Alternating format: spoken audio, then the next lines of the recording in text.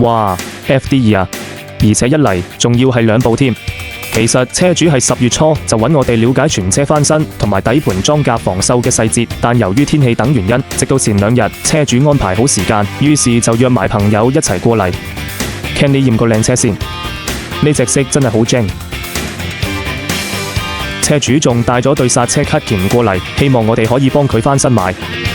冇問題，開工，拆咗部分底盤件出嚟先，然後洗乾淨個底盤。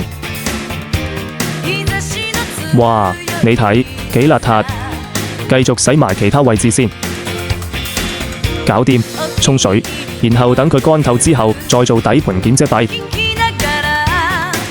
你睇，又係好多泥垢，洗完之後幾乾淨。